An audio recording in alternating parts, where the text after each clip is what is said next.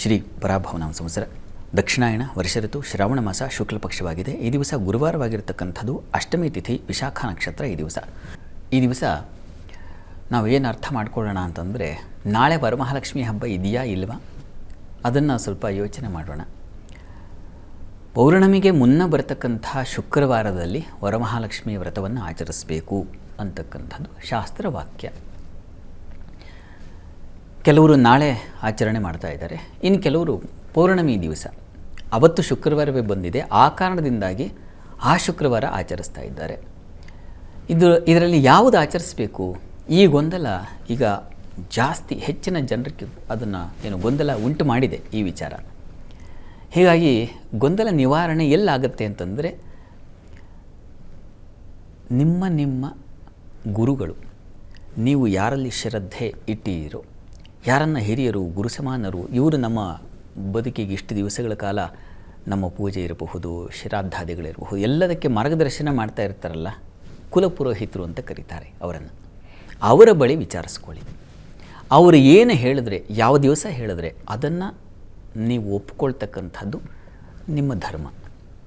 ಅಥವಾ ಇಲ್ಲವೇ ನೀವು ಯಾವ ಮತವನ್ನು ಅಥವಾ ಮಠಾಧೀಶರನ್ನು ನೀವು ಅನುಸರಿಸ್ತಾ ಇದ್ದೀರಿ, ಆ ಗುರುಗಳ ಮಾರ್ಗದರ್ಶನ, ಅವರು ಹೇಳಿದಂಥ ನಿಯಮಗಳು, ಈ ರೀತಿಯಲ್ಲಿ ಆಚರಣೆ ಮಾಡೋದು ತುಂಬ ಒಳಿತು. ಹೀಗಾಗಿ ಗೊಂದಲಕ್ಕೆ ಆಸ್ಪದ ಮಾಡ್ಕೋಬೇಡಿ. ನಾಳೆ ಆಚರಣೆ ಮಾಡಬೇಕು ಅಂತಕ್ಕಂಥದ್ದು ಹೆಚ್ಚಿನ ಭಾಗ. ಯಾಕೆ ಅಂತಂದರೆ, ಅಲ್ಲಿ ಶುಕ್ಲೇ ಶ್ರಾವಣಿಕೆ ಮಾಸೆ ಪೌರ್ಣಿಮೋಪಾಂತ್ಯ ಭಾರ್ಗವೇ ವರಲಕ್ಷ್ಮಿ ವ್ರತಂ ಕಾರ್ಯಂ ಸರ್ವಸಿದ್ಧಿಪ್ರದಾಯಕಂ ಅಂತಕ್ಕಂಥ ಒಂದು ಆಧಾರ. ಪೌರ್ಣಮಿಗೆ ಮುನ್ನ ಬರತಕ್ಕಂಥ ಶುಕ್ರವಾರ ದಿವಸ ಆಚರಿಸಿ, ಅಲ್ಲಿ ನನ್ನ ಅಭೀಷ್ಟ ಸಿದ್ಧಿ ಉಂಟಾಗುತ್ತೆ, ಸರ್ವಸಿದ್ಧಿಯನ್ನು ಉಂಟು ಮಾಡುತ್ತೆ ಆ ವ್ರತವನ್ನು ಆಚರಿಸಿದ್ರೆ ಅಂತಿದೆ. ಮುಖ್ಯವಾಗಿ ಶುಕ್ರವಾರ ಯಾಕೆ ಅಂದರೆ ಅದು ಭೃಗುವಿಗೆ ಸಂಬಂಧಿಸಿರ್ತಕ್ಕಂಥದ್ದು. ಭೃಗುವಿನ ಮಗಳಲ್ವ, ಭೃಗು ಜಾತೆ ಆಕೆ ಮಹಾಲಕ್ಷ್ಮಿ. ಹೀಗಾಗಿ ಅವನು ಶುಕ್ರನಿಗೆ ಸಂಬಂಧಿಸಿದ ಆ ದಿವಸ ಶುಕ್ರವಾರ ಮಾಡಿದ್ರೆ ಬಹಳ ವಿಶೇಷ ಅಂತ. ಆ ಕಾರಣಕ್ಕಾಗಿ ಪ್ರತಿ ಶುಕ್ರವಾರವೂ ನಾವು ಮಹಾಲಕ್ಷ್ಮಿ ಪೂಜೆಯನ್ನು ಇತ್ಯಾದಿ ಮಾಡ್ತಕ್ಕಂಥದ್ದು ಶುಕ್ರವಾರ. ಯಾಕೆಂದರೆ ಅದು ಭೃಗು ಸಂಬಂಧಿಸಿರ್ತಕ್ಕಂಥದ್ದು, ಆಕೆ ಆ ವಂಶಕ್ಕೆ ಸೇರಿದವಳು ಅಂತ. ಅದು ಭಾರ್ಗವ ಅಂದರೆ ಶುಕ್ರ ಅಂತ. ಹೀಗಾಗಿ ಇನ್ನು ಎರಡನೇದು, ಈ ಪೌರ್ಣಮಿ ಶ್ರಾವಣ ಮಾಸ.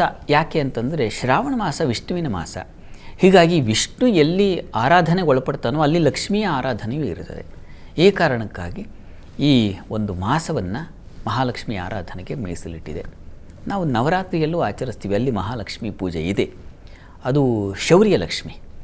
ಇಲ್ಲಿ ಬುದ್ಧಿಲಕ್ಷ್ಮಿಯನ್ನು ಆಚರಿಸ್ತಕ್ಕಂಥದ್ದು. ಶ್ರಾವಣ ಮಾಸ ಬುದ್ಧಿ, ಅನುಷ್ಠಾನ, ಅನುಸಂಧಾನ ಇವುಗಳಿಗೆ ಸಂಬಂಧಿಸಿರ್ತಕ್ಕಂಥ ಮಾಸ. ಹೀಗಾಗಿ ಇಲ್ಲಿ ನಮಗೆ ವಿವೇಚನೆಯನ್ನು, ಲೌಕಿಕ ಸಂಪಾದನೆ ಬೇರೆ, ಹಣ ಸಂಪಾದಿಸೋದು ಬೇರೆ ಇದೆ. ಅದಕ್ಕೆ ಯಾವುದು ಮಾರ್ಗ ಬೇಕಾ, ಸಾಕಷ್ಟು ಮಾರ್ಗಗಳಿದ್ದಾವೆ, ಅದನ್ನು ಕಲಿತಾ ಇದ್ದೀವಿ, ನಾವು ಅದನ್ನು ಅಳವಡಿಸ್ಕೊಳ್ತಾ ಇದ್ದೀವಿ. ಆದರೆ ಲಕ್ಷ್ಮಿಯಿಂದ ನಾವು ಈ ಆರಾಧನೆಯಿಂದ ನಾವು ಅಳವಡಿಸ್ಕೊಳ್ಳೋದು ಏನಪ್ಪ ಅಂದರೆ, ಇಲ್ಲಿ ಅಲೌಕಿಕವಾದ ಸಂಪತ್ತು ಬೇಕು ನಮಗೆ. ಈ ಸಂಸಾರ, ಈ ಕಷ್ಟ, ಈ ನಷ್ಟ ಇವುಗಳಿಂದ ಪಾರಾಗಲಿಕ್ಕೆ ಮಹಾಲಕ್ಷ್ಮಿ ಕೃಪೆ ಮಾಡಬೇಕು. ಆ ಕೃಪೆಯಿಂದ ನಾವು ಅಧ್ಯಾತ್ಮದ ಜಾಡಿಗೆ ಅಥವಾ ಅಧ್ಯಾತ್ಮದ ಸಂಪತ್ತು, ಅದು ಅಗಣಿತ ಸಂಪತ್ತು, ಅದಕ್ಕೆ ಮಿತಿ ಇಲ್ಲ. ಆ ಅಮಿತವಾದ ಆನಂದ, ಅಮಿತವಾದ ಸಂಪತ್ತು, ಆನಂದದ ಸಂಪತ್ತು ಇದೆಯಲ್ಲ, ಅದು ಎಲ್ಲ ಸಂಪತ್ತಿನ ಮುಂದೆ ಏನೂ ಇಲ್ಲ. ಅಂಥ ಒಂದು ಆನಂದದ ಸಂಪತ್ತು ನಮಗೆ ಉಂಟಾಗಬೇಕು. ಈ ದೃಷ್ಟಿಯಲ್ಲಿ ನಮ್ಮ ಮನಸ್ಸನ್ನು, ಚಿತ್ತವನ್ನು ಶುಚಿಗೊಳಿಸಿ ಮನಸ್ಸಿನಲ್ಲಿ ಆಕೆಯನ್ನು ಆರಾಧನೆ ಮಾಡಿ ನಮ್ಮ ಹೃದಯ ಪೀಠದಲ್ಲಿ ಸ್ಥಾಪನೆ ಮಾಡಿಕೊಳ್ತಕ್ಕಂಥದ್ದು ದೊಡ್ಡ ಗುರಿ. ಆ ದೃಷ್ಟಿಯಲ್ಲಿ ಈ ವರಮಹಾಲಕ್ಷ್ಮಿಯನ್ನು ನಾವು ಕಾಣಬೇಕು. ಹೀಗಾಗಿ ನಾವು ಈ ದಿವಸ, ನಾಳೆ ದಿವಸ ಏನು ವರಮಹಾಲಕ್ಷ್ಮಿಯನ್ನು ಆಚರಿಸ್ತೀವಿ, ಆ ದೃಷ್ಟಿಯಲ್ಲಿ ಆ ಅಲೌಕಿಕವಾದ ಆನಂದ ಸಂಪತ್ತು ನಮಗೆ ಉಂಟಾಗಲಿ ಅನ್ನೋ ದೃಷ್ಟಿಯಲ್ಲಿ ಮಾಡ್ತಕ್ಕಂಥದ್ದನ್ನು ಶ್ರಾವಣ ಮಾಸದಲ್ಲಿ ಮಾಡ್ತೀವಿ. ಈ ಕಾರಣಕ್ಕೆ ಶ್ರಾವಣ ಮಾಸದ ಶುಕ್ರವಾರ ಬಹಳ ಶ್ರೇಷ್ಠ ಅಂತ. ಮತ್ತು ಪೌರ್ಣಿಮೆಗೆ ಮುನ್ನ ಬರತಕ್ಕಂಥ ಶುಕ್ರವಾರ ಮೂರನೇ ಅಂಶ. ಪೌರ್ಣಿಮೆಗೆ ಮುನ್ನ ಬರತಕ್ಕಂಥದ್ದು ಅಂದರೆ ನಾಳೆ ಬರತಕ್ಕಂಥದ್ದು. ಆ ದಿವಸ ಪೌರ್ಣಮಿ ದಿವಸವೇ ಬರುತ್ತೆ. ವಸ್ತುತಃ ಪೌರ್ಣಮಿ ದಿವಸ ವ್ರತವನ್ನು ಯಾವಾಗ ಆಚರಿಸಬೇಕು ಅಂದರೆ ಪ್ರದೋಷ ಕಾಲದಲ್ಲಿ ಅಂತ ಹೇಳಿದೆ. ಅಲ್ಲಿ ಮುಂದಿನ ವಾರ ಪ್ರದೋಷದಲ್ಲಿ ಪೌರ್ಣಮಿ ಇಲ್ಲ. ಹೀಗಾಗಿ ಈ ದಿವಸ ಪ್ರಶಸ್ತ ಅನ್ನೋದು ಒಂದು ಏನು ನಿಜವಾದ ಸಂಗತಿ. ಹೀಗಾಗಿ ಈ ನಾಳೆ ದಿವಸ ಮಾಡ್ತಕ್ಕಂಥದ್ದೇ ಉಕ್ತವಾಗಿದೆ. ಇಲ್ಲ ಮುಂದಿನ ವಾರನೇ ಇದೆ ಅಂತ ನಿಮಗೆ ಅನಿಸಿದ್ರೆ, ನಿಮ್ಮ ಗುರುಗಳಿನ ಮಾರ್ಗದರ್ಶನ ಮಾಡಿದ್ರೆ ಹಾಗೆ ಮಾಡಿ. ಅಂತೂ ಇದರಲ್ಲಿ ನಿಮಗೆ ಯಾವುದು ನಿಮ್ಮ ದೊಡ್ಡವರು ಇದು ಸೂಕ್ತನಪ್ಪ, ಇದು ಸರಿ ಇದೆ ಅಂತ ಹೇಳಿರ್ತಾರೋ ಆ ಮಾರ್ಗವನ್ನು ಅನುಸರಿಸಿ. ನಿಮಗೆ ಅದರ ದೋಷವೋ ಮತ್ತೊಂದು ಅದು ಬರೋದಿಲ್ಲ. ಹೀಗಾಗಿ ಯೋಚನೆ ಮಾಡದೆ ಈ ವಾರ ಮಾಡ್ತಕ್ಕಂಥದ್ದು ಈ ವಾರ ಮಾಡಿ, ಮುಂದಿನ ವಾರ ಮಾಡೋರು ಮುಂದಿನ ವಾರ ಮಾಡಿ. ಯಾಕೆ ಇದನ್ನು ಹೇಳ್ತಾ ಇದ್ದೀನಿ ಅಂದರೆ, ಎಷ್ಟೋ ಜನ ಒಬ್ಬೊಬ್ಬರು ಒಂದೊಂದು ದಾರಿಯನ್ನು ಇಟ್ಕೊಂಡಿದ್ದಾರೆ. ಆ ದಾರಿಯನ್ನು ಹಾಳು ಮಾಡೋದ್ರಲ್ಲಿ ಅರ್ಥ ಇಲ್ಲ. ಇದನ್ನೇ ಮಾಡಬೇಕು ಅಂತ ಗೆರೆ ಎಳೆದು ಕೂತರೆ ಅವರ ಮನಸ್ಸುಗಳಿಗಾಗೋ ಭಾವನೆ ನೋವಿಗೆ ಯಾರು ಹೊಣೆ?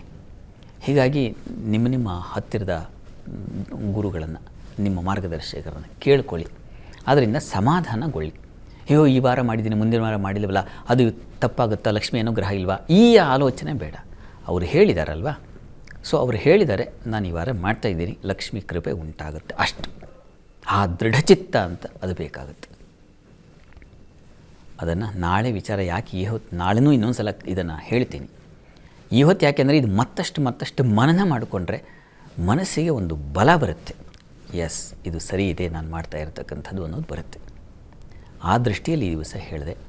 ಈ ಗುರುವಾರ ನಿಮಗೆ ಯಾವಾಗ ಆಚರಿಸಬೇಕು ಅನ್ನೋದರ ಅರಿವು ಆ ಮಹಾಗುರು ತಮಗೆ ಕರುಣಿಸಲಿ. ಒಳ್ಳೆಯದಾಗಲಿ.